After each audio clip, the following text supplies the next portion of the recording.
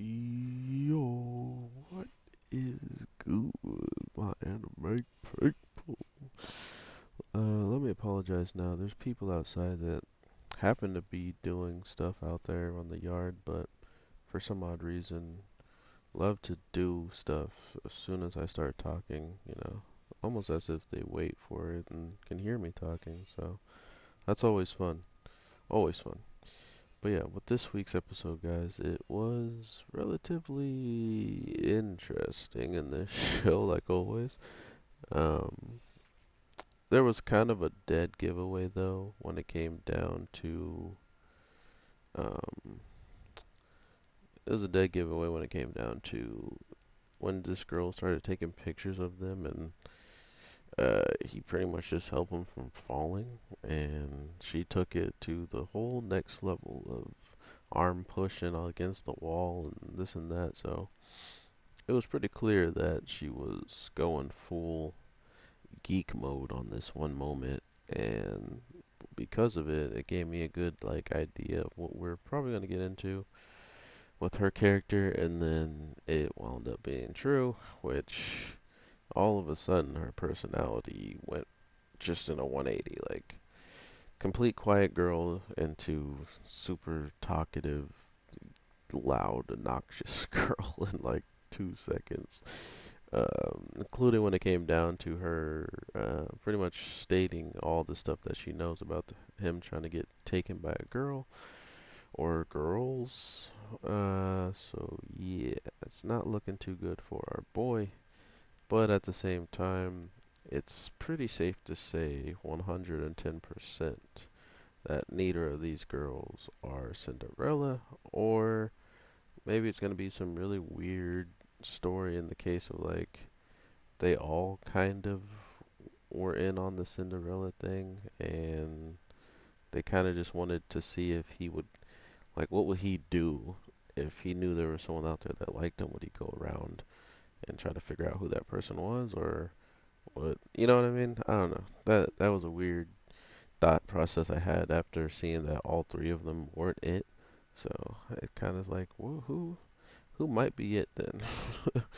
um, Other than that, though, it was weird to see like this whole episode revolve around him thinking she's crushing, or I guess it made a lot more sense why she was always staring over at him and smiling or glancing at them while those two were hanging out, and the blonde guy would notice it while the other guy wouldn't.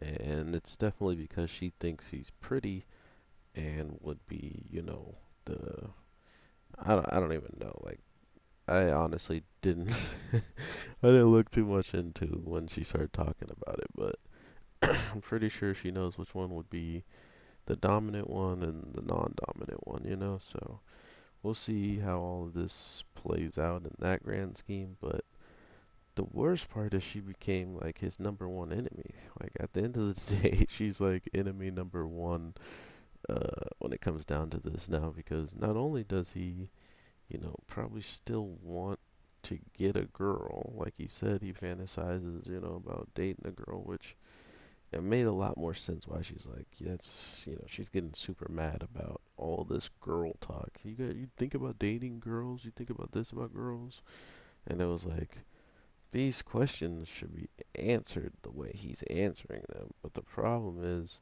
he doesn't know what he's getting himself into. And I was wondering why she was getting like so offended by it. She's like, "Wow, you talking about girls, kissing girls, disgusting." Like she was flabbergasted that this was happening. So I don't know. It's funny to me, but it might not have been as funny to other people that just all of a sudden her persona just absolutely changed. Not only that, she straight up like called it a mode because she just had glasses on. Like there was no transition. She just the next scene she had glasses and you had to deal with it.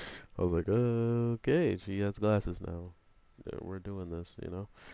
But overall, it was an interesting episode. Like I was saying, there's not much more I can say other than that, just because I mean, you guys saw the episode. There's pretty self-explanatory. Besides the two girls actually being relatively, you know, into her like having her way, like because she act the way she did, they aren't mad at her. They just know that their quote unquote friendship is important, and that should have been a red flag too when they both were okay with, letting her, oh my God, letting her do the things that she was ending up, plowed to do, which writing the book and needing references of him with the guy and stuff like that, which makes sense. She wanted to move out of the trio and just let do duos, which she meant those two, not her